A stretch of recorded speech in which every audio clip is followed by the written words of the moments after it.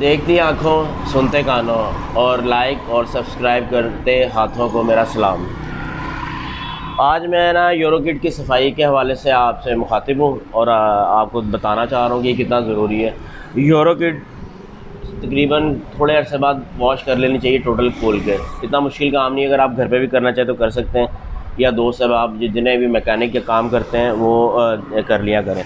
अच्छा, सबसे पहले ना देखना था आप लोगों ने कि ये जो पाइप देख रहे हैं आप डैमेज हुआ है, ठीक है, ये टूट गया आगे से।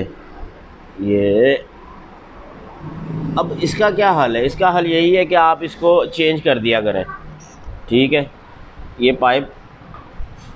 और कोशिश करें कि जो भी आप सामान यूज़ करें वो जेन्युइन ही हो। पाइप भी जेन्युइन मिल जाता है मार्केट से अवेलेबल, और लोकल भी आते हैं, लेकिन आप जेन्युइन ही लें, ठीक है।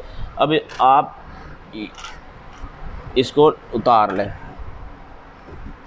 ठीक है, इसको उतार के अब इसको आपने खोलना है। बहुत इजी है। इसकी एक साइड पे बटरफ्लाई होती है, ठीक है, ये आपने इसे खोल लेना है। अब इसके अंदर जो है ना बटरफ्लाई होती है, और साल डेढ़ साल के अंदर ना इसमें कार्बन आ जाता है काफ़ी हद तक। तो इसकी खोल के अगर सफाई कर ली जाए तो बेहतर है, ठीक है। और ये नीचे इसका टैंक, इसे इसको भी खोल लें, खोल के इसकी सफाई कर दें। लेकिन ये मतलब इतनी जल्दी ख़राब नहीं होता, तो ये आराम से आप 1.5-2 साल बाद कर लिया करें। और यूरोकिट के अंदर दूसरी जो अहम चीज़ है ना, ये सारा ये गंद आया हुआ है इसमें, ठीक है, जो अब हम इसको वॉश कर देंगे, ठीक है। और ट्यूनिंग के अंदर मोस्टली लोग यूरो फिल्टर को साफ़ नहीं करते, ठीक है। बल्कि मैं वीडियो देख रहा था तो एक भाई उसे ना पेट्रोल से वॉश कर रहे थे। तो जो यूरो फिल्टर है ना, जो ये CDI डब्बी के पास लगा होता है, इसको आपने ना प्लीज़ उसके साथ नहीं करना। ये सब अलग अलग हो गया, ठीक है, बहुत इजी है।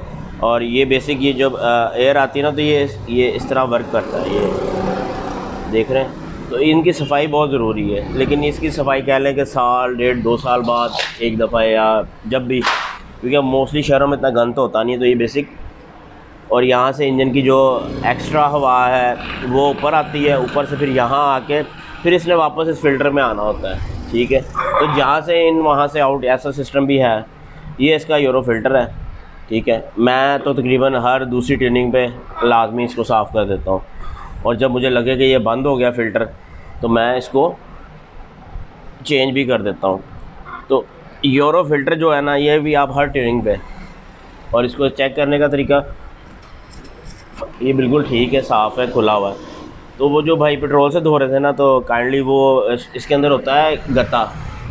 तो गत्ता आप पेट्रोल से धोएंगे तो वो फिर डेड हो गया, ख़त्म हो गया फ़िल्टर, समझ लें। तो वो आप ज़्यादती करते हैं आप कस्टमर के साथ भी और बाइक के साथ भी। तो इसलिए इसको एयर से साफ़ करें, हवा से, अगर एयर गन है आपके पास, ठीक है। तो जब बिल्कुल बंद है तो आप इसको चेंज भी कर सकते हैं।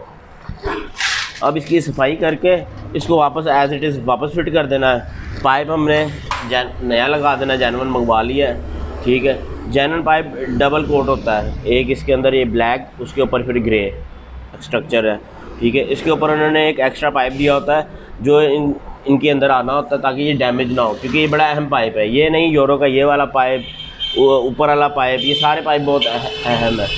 और कभी कभी इसको भी धो लिया करें जब आप ट्यूनिंग कर रहे होते हैं। तो इसको बस एक बोल्ट है 10 का, इसको खोलें और इसको, लेकिन कभी कभी, रूटीन नहीं, कोई 2-3 साल, 1.5-2 साल के अंदर एक दफ़ा ज़रूर यानी कर लिया करें, 10-12 ट्यूनिंगों के बाद।